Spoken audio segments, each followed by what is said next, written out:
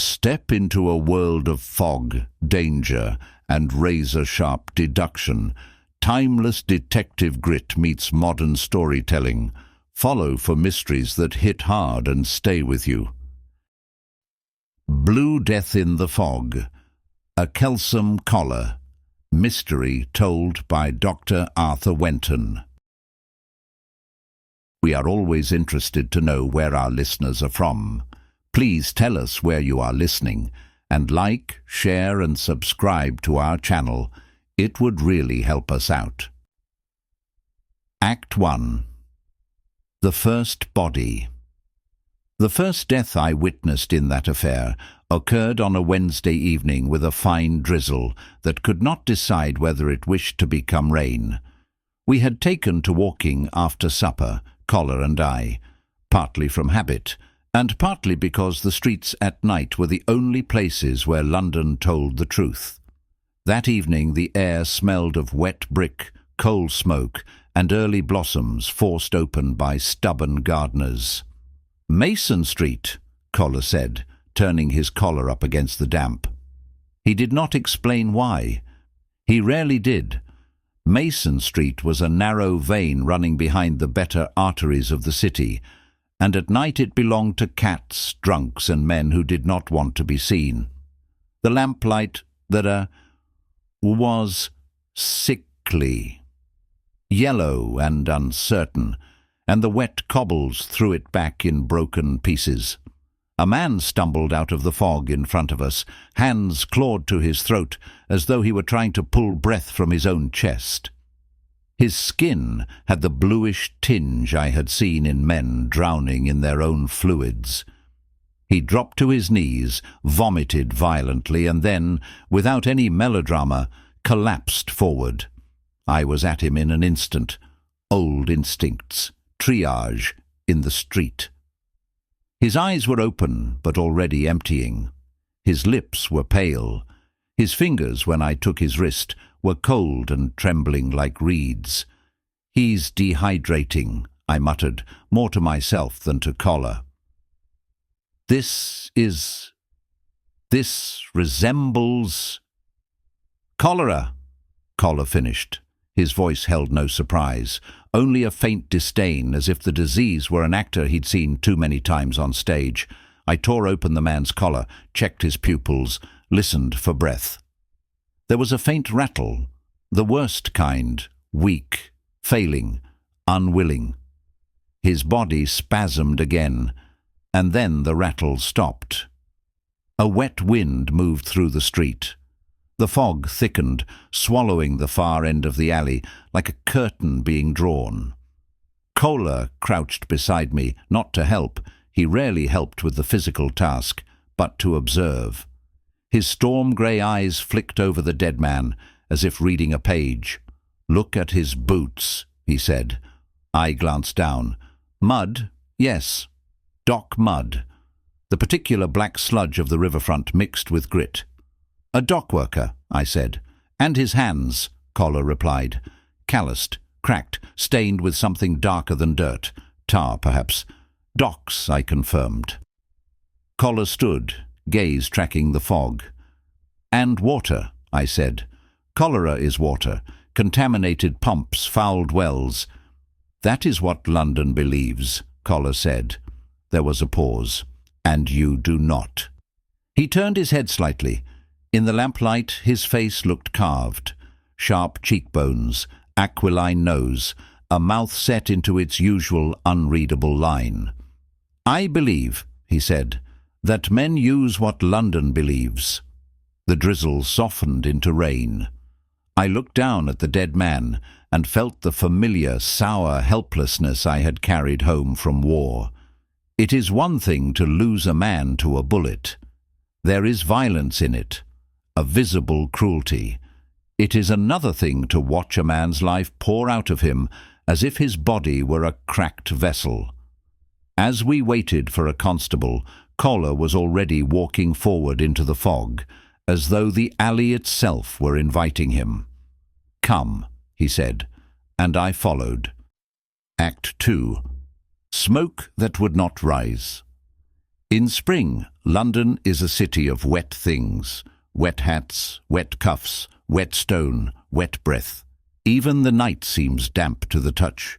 We made our way toward the river through streets that narrowed and steepened, the smell of flowers giving way to salt, rot, and coal. The docks at night are a different London, one that doesn't pretend.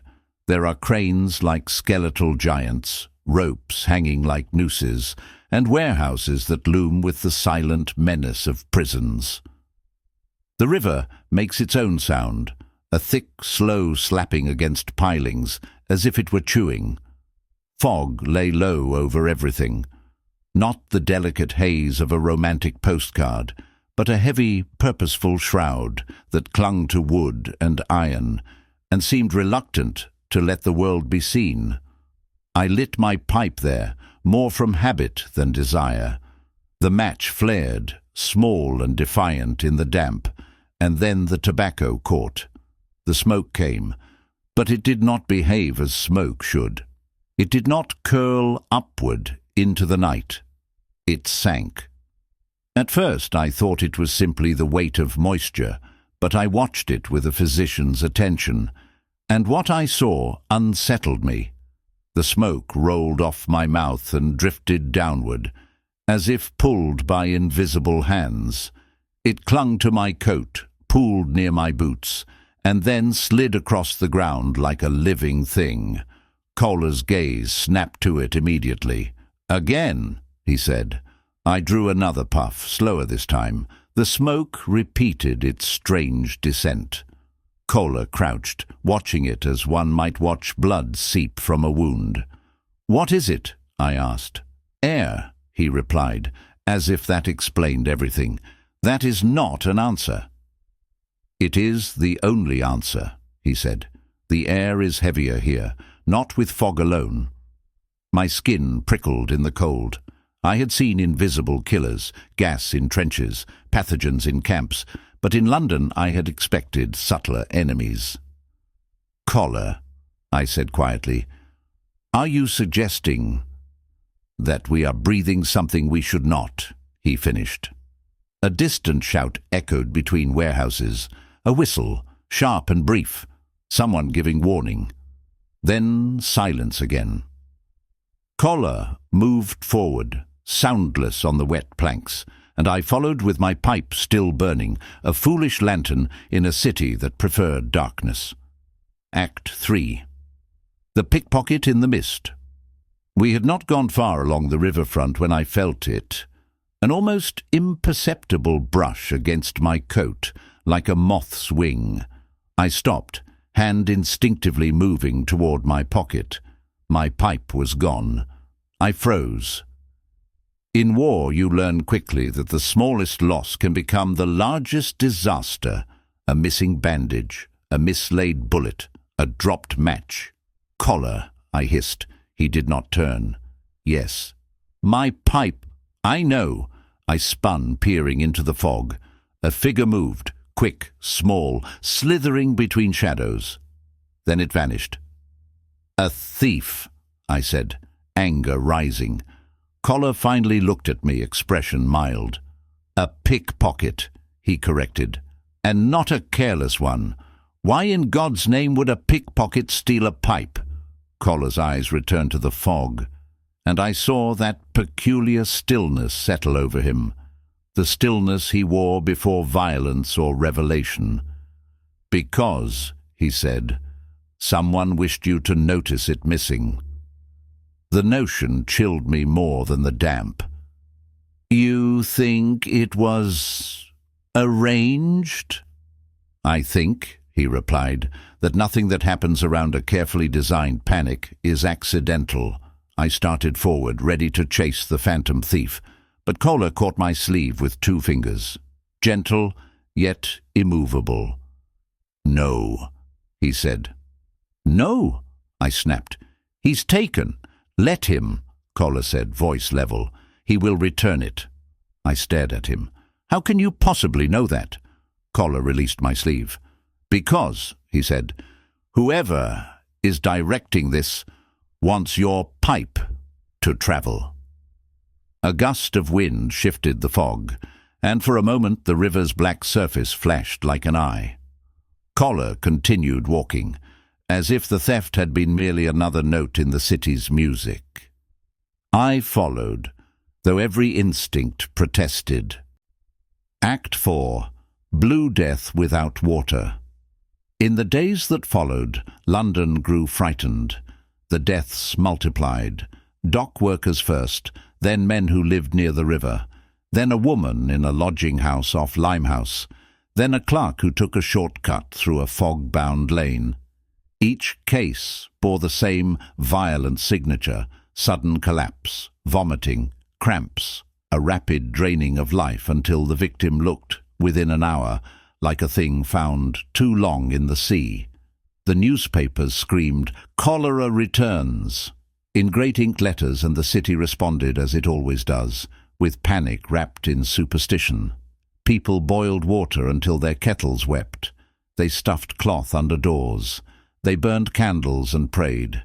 The poor died in clusters, the rich in scattered scandal, and the middle class tried desperately to believe that hygiene was a moral shield. As a doctor, I was called twice to examine bodies before the authorities removed them. Each time I saw the same symptoms, and yet each time something was wrong. The throats were not inflamed as one would expect. The mucous membranes were oddly unremarkable. There was a faint chemical tang in the breath that reminded me of laboratories, not latrines. And always, the victims had been in fog. Collar began to map their movements on paper. He covered the sitting-room table on 357 Mason Street with sketches of London streets and circles drawn in red pencil. "They do not share water," he said, tapping the map. "They share air." "You cannot catch cholera from air," I insisted, though my certainty was wobbling under the weight of evidence. Collar's mouth tightened faintly. "You are still arguing the name," he said. "Stop. Look at the pattern." He traced a line through the red circles, dock lanes, certain alleys, particular bridges. It formed not a random scattering, but a corridor. "A channel," I murmured. "Yes," Collar said. "A corridor for something carried." "What?" I demanded. "Poison? Gas? A powder?" Collar's eyes lifted to mine. "Fear," he said, "and whatever they're using to make fear credible." He leaned back in his chair, hands steepled, gaze unfocused as if watching something far away. "This is engineering," he continued, "not disease. Someone is manipulating London's breath. And for what purpose?" His eyes sharpened again. "To make men move," he said. "To close docks, to reroute shipments, to create shortages, to force the government's hand, to profit, to demonstrate genius." The last words struck me as odd. To demonstrate genius. But before I could ask, Collar stood suddenly. "We will attend a concert," he said. I blinked. "A what?" "A concert," he repeated, already reaching for his coat. "Collar, people are dying." "Precisely," he said. "And people with money do not die in alleys unless someone wishes them to. Come." London outside was damp and pale, the spring sun thin as watered milk. A light rain fell, more promise than threat, and the trees along the street showed the first brave green of new leaves. I followed him, bewildered. Act 5. Music and a woman of invisible forces. That evening London was dressed in its finest deception. The concert hall glowed with warmth and chandeliers, as if electricity itself could banish the fog. Carriages lined the street, horses steaming faintly in the cool damp. Men in dark coats and women in silk moved like swans through the entrance, faces composed into the polite masks of society. Inside, the air smelled of perfume, polished wood, and expensive restraint. I had always found such gatherings strange. In the army, the hierarchy was blunt: rank, duty, survival. In the salons of London, hierarchy wore lace and called itself virtue. Collar, to my continual annoyance, moved through it with ease. He didn't belong there, and yet he belonged everywhere, because he observed without needing approval. We took our seats. The orchestra began tuning, a restless, insect-like sound. Then Collar's gaze shifted. "Ah," he murmured. I followed his line of sight. A woman had entered a nearby box. She was not young, but not old, perhaps in her late 20s or early 30s. She wore a gown of deep, understated colour, not flamboyant, but precisely chosen. Her hair was arranged with care that did not look like effort. She held herself with the quiet authority of someone who had never been told no by anyone who mattered. There was no gaudy display of wealth, only the subtle signals that speak louder: a certain cut of fabric, a certain ease in the presence of important men, a certain lack of urgency. Lady Margaret Vale, I learned moments later, when a gentleman nearby whispered the name with the faint reverence, "People reserve for aristocracy." Collar watched her like a man who has just heard a new note in familiar music. She spoke briefly to the man beside her, smiling in a manner that suggested she could be kind if she chose, and terrible if she did not. Then her eyes swept the hall, and for a single instant landed on us, on Collar. Her expression did not change, and yet I felt, absurdly, as if I had been weighed. The concert began. A piece by a German composer, precise, clean, filled with clever structure. Collar listened for perhaps 3 minutes before leaning toward me. "She will speak to us," he said. "You're certain?" He did not answer. He rarely did when he was certain. At the interval we found ourselves in the crush of conversation in the foyer, men laughing too loudly, women smiling too politely, everyone performing normalcy as if performance could keep death out of the city. Then she was there. Not suddenly, not dramatically.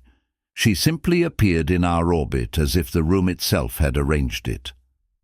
"Dr. Wenton, is it?" she said to me first, voice smooth as poured cream. "I believe we have mutual acquaintances." I managed a bow, startled that she knew my name. "And Mr. Collar," she continued, turning to him with a slight inclination of her head. "I have heard interesting things." Collar bowed with perfect courtesy. "Lady Margaret," he said.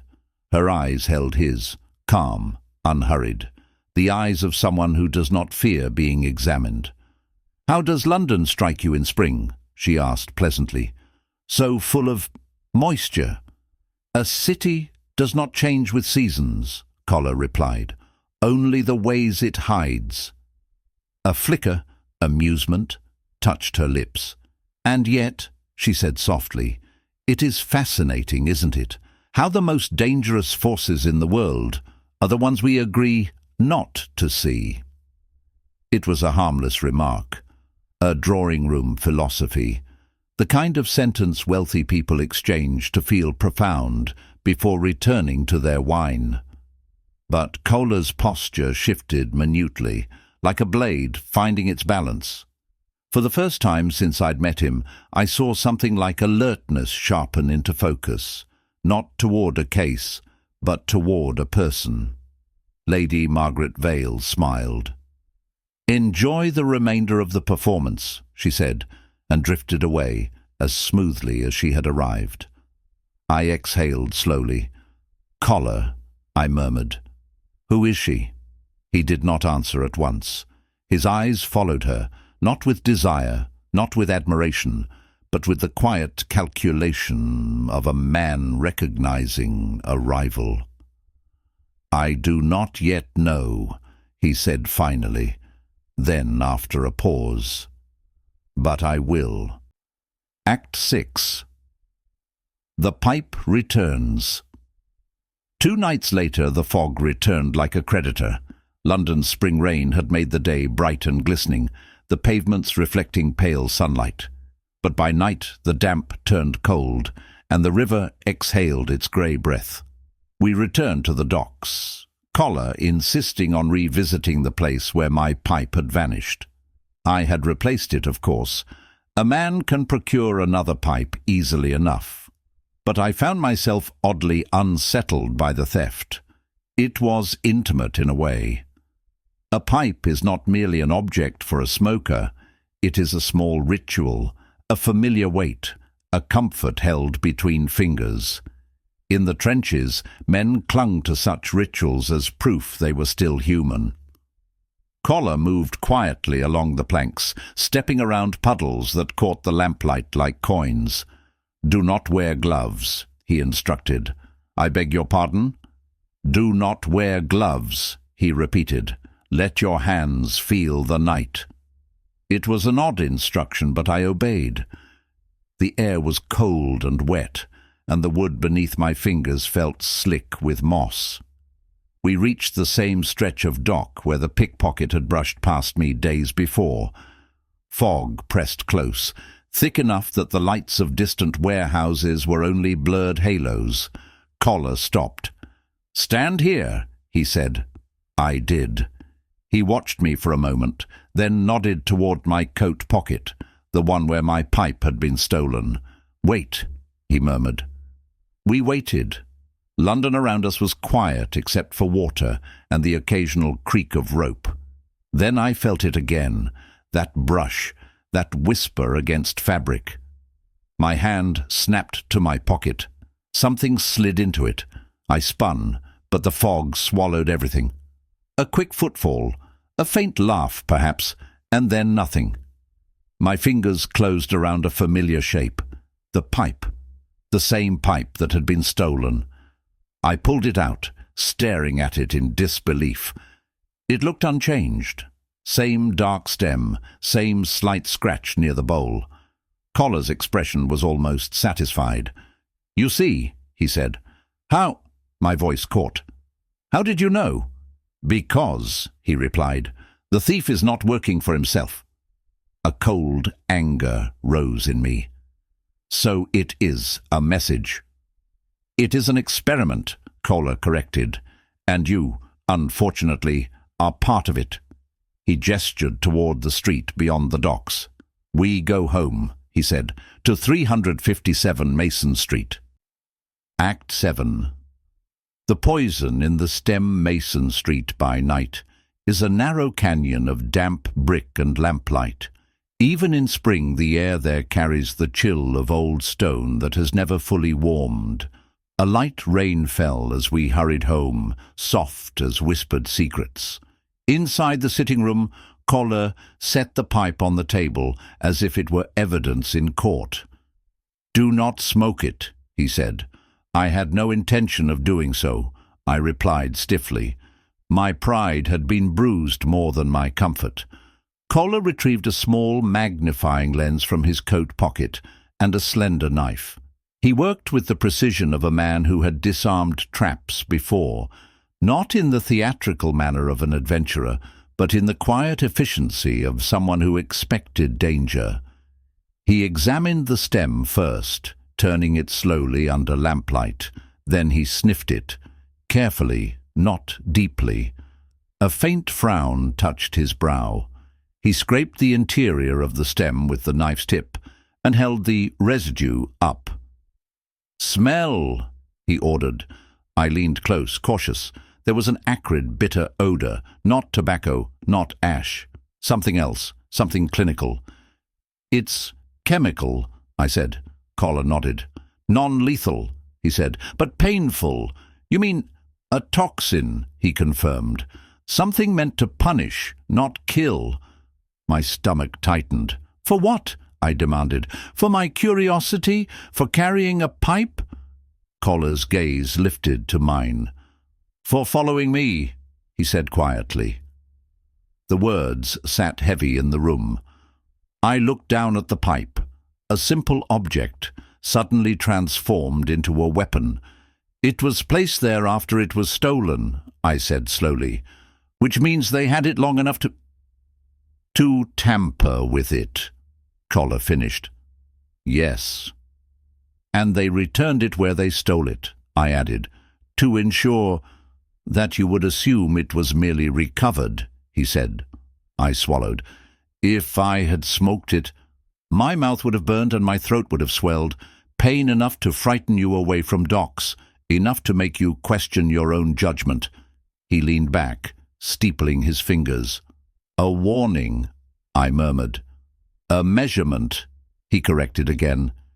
"They wished to see whether we would notice, whether we would be cautious, whether we would be predictable." The rain tapped against the window like impatient fingers. "Who is they?" I asked. Collar stared at the pipe as if it were a letter written in invisible ink. "There is a mind behind this," he said, "not merely dock thugs." His eyes drifted for a moment to the side, toward the shelves where he kept his papers, his files, his past. I knew that look. I had seen it once before, when a newspaper mentioned Africa, and Collar had gone very still, as though some old wound had been touched. "Collar," I said cautiously, "does this remind you of something?" His jaw tightened. "It reminds me," he said, "that men who build systems prefer to remain unseen." Then he stood abruptly. "We return to the docks," he said, with a poisoned pipe. "We return," he said, with knowledge. Act 8. The Air Corridor. London's spring mornings can be almost tender. The next day the rain eased and sunlight broke through, turning the wet streets into ribbons of silver. Children ran in the lanes, skirts and trousers splashed with mud, laughing as if death were a story for grown men. But at the docks, tenderness did not reach. Collar brought with him paper, chalk, and a curious arrangement of small objects: a length of twine, a handful of feathers, a small metal weight, and, most importantly, my pipe, now sealed carefully in cloth. "You will not smoke," he reminded me. "I understand," I said dryly. We moved through alleys and warehouse gaps, stopping where fog tended to pool. Collar would light a small scrap of paper, hold it out, and watch the smoke. He used the feathers to test airflow, the twine to mark lines, the weight to measure drift. It was, oddly, like surgery, diagnosis not by instruments alone, but by pattern. Over hours the shape emerged, a corridor, a deliberate path through which the fog moved more heavily, hugging certain streets, avoiding others. It was not natural. "Someone has altered ventilation," I said. "Walls," Collar replied. "Tarps, barrels, minor adjustments, enough to channel wind, enough to herd fog." "And in that fog," I murmured, "something is carried." "Yes." We found one of the source points near a warehouse, an innocuous stack of crates. Collar lifted the lid of one with his knife. Inside, a powder, fine, pale, like flour. He did not touch it. He only observed. "This is not cholera," I said. "No," Collar agreed. "But it produces symptoms that London recognizes." He closed the crate gently. "Why?" I asked again. He looked at me as if the answer were too obvious. "Because a city will obey fear faster than law," he said. Act 9. The net tightens. Once Collar had the corridor mapped, the rest became inevitable. He visited constables who owed him favours, dock officials who feared scandal, and one grim inspector who disliked Collar profoundly, but disliked public panic more. I accompanied him through days that alternated between bright spring sunlight and sudden showers that swept across the city like cold hands. Each evening the fog returned, and with it the sense that London was being watched. Arrests began. Men were taken from warehouses, from lodging houses, from back rooms behind pubs. A chemist with stained fingers, a dock foreman with too much money, a runner boy who carried messages and swore he knew nothing. They knew little. That was the brilliance of it. The men involved were not architects. They were tools. And tools cannot betray the hand that holds them if they have never seen it. One night, as arrests increased, Caller returned home to 357 Mason Street and sat at his table in silence. The spring rain hammered the window, and thunder muttered over the city like a warning not yet spoken aloud. He opened his files. I watched him, uneasy. Those files contained his past investigations, his notes, his maps, his quiet catalogue of London's ugliness. "You think," I said softly, "there is something larger." Caller did not look up. "I fear," he said, "that there is." He turned pages slowly, methodically, as if searching for a familiar fingerprint. "What kind of fingerprint?" He paused. "The kind that does not leave prints," he said. His fingers stopped on a page, his eyes narrowed. I could not see what he saw, but I felt the temperature in the room change. "That concert," I ventured. "Lady Margaret Vale." Caller's gaze flicked up, sharp. "You noticed," he said. "I noticed you noticed," I replied. A faint, humorless curve touched his mouth, almost a smile. "She is not proof," he said. "She is possibility." And her remark about invisible forces. Coller's eyes hardened. "A mind," he said. "A mind that enjoys the idea of being unseen."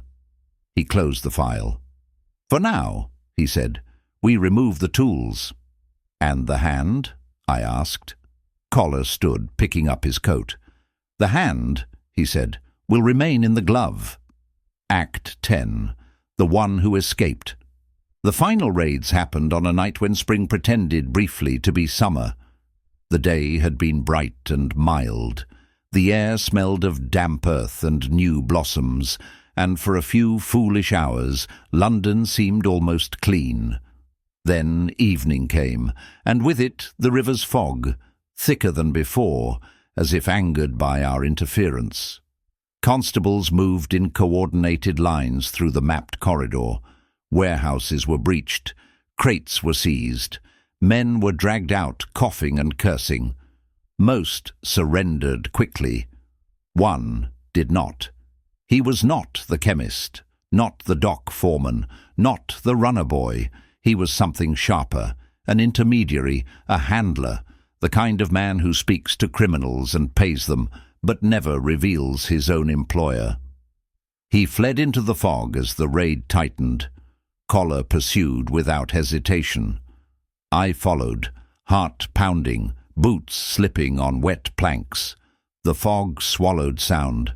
Lantern light became pale circles of nothing. For a moment I saw the fleeing man, his outline, his coat flapping, his head turning. Then a shadow shifted, and he was gone. Gone as if London had opened its mouth and eaten him. Caller stopped, breathing steady, eyes scanning the blankness. "You lost him," I whispered. Coller's voice was quiet. "No," he said. "He was allowed to leave." I stared. "Allowed?"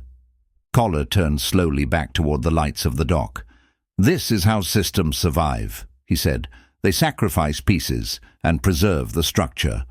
The fog pressed against us, damp and cold, and for the first time in my civilized life, I understood how a man could feel hunted without seeing his hunter. Act 11. A solved mystery, an unsolved war. The newspapers declared victory. Cholera. Panic ends. Arrests made. City safe. They congratulated authorities, praised sanitation boards, and offered solemn promises that London would never again be caught unprepared. The public wanted closure. The public always does. But closure is not the same as truth. In the days that followed, spring resumed its gentle deceit. The rain became softer, the mornings brightened. The city went back to its routines, grateful to believe the terror had been merely a flare of disease, an unfortunate memory. Collar did not share their relief. On a clear afternoon, when sunlight fell through our window and turned dust motes into floating gold, he sat again with his files spread before him. My pipe, now cleaned and sealed, rested on the mantel like a relic of something that had tried to hurt me and failed. Collar's eyes moved over pages with unsettling speed. His fingers traced lines, dates, names. "Do you see it?" he asked suddenly. I leaned in, squinting at his notes. "I see different cases." "Look again," he said. I did. I saw separate crimes, a theft here, a blackmail there, a smuggling ring broken months ago, all unrelated, all neatly resolved. And yet, there are gaps, I said slowly, moments where someone should have been named, a financier, a planner. Collar's eyes flashed. "Yes." I felt my throat tighten. "A larger actor." Collar nodded once. "An unseen hand," I murmured. His gaze drifted, not to the papers now, but to the window, to the wet street beyond, to the city that had nearly been made to choke on its own air. Then, softly, "A woman spoke to me at a concert," he said. I waited. "She spoke of invisible forces," he continued, as if she admired them. A chill passed through me, despite the spring warmth. "You suspect Lady Margaret Vale," I said. Collar's mouth set. "I suspect," he said, "that she is the sort of woman who would never commit a crime, only commission them." "And you cannot act," I whispered. "Not yet," he replied. He rose, gathering his papers with precise calm.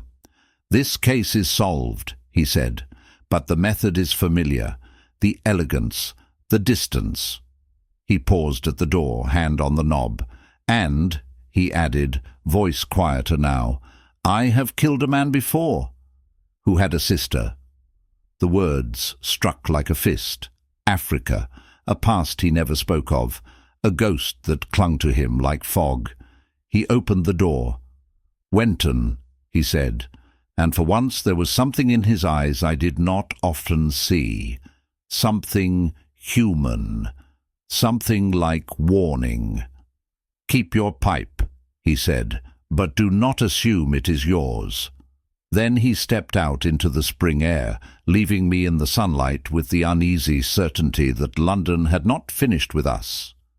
Not by a long measure, because somewhere in the city, behind wealth and breeding and polite smiles, a woman was building an empire of invisible forces. And Kelsom Collar, weapon with a conscience, had just realized he had met his war. This has been a Kelsom Collar mystery. Remember to follow the Mystery Cipher channel for more mysteries, and please like, share and subscribe to our channel. It would really help us out.